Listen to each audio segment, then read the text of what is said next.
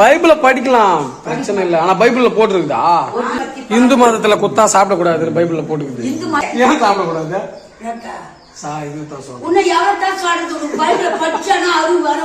அதெல்லாம் கற்பூரம் கொளுத்திட்டு இருக்குது, சாப்பிடாத. இப்ப கற்பூரம் கொளுத்துறதுனால உங்களுக்கு என்ன பிரச்சனை? சாப்பிடக்கூடாது. எவ்வளவு சாப்பிடக்கூடாது? எப்பவுமே நம்ம பசி ஆறுதான் தான் பார்க்கணும்.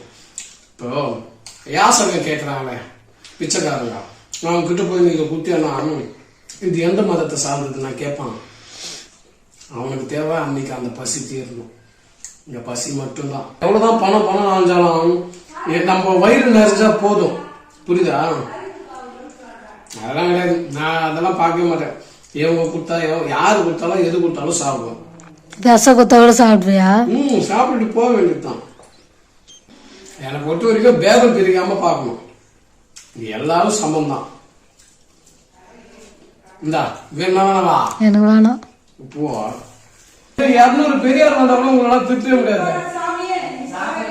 நீ போன கடவுளை நம்பு, ஆனா கடவுளே நம்பி இருக்காது.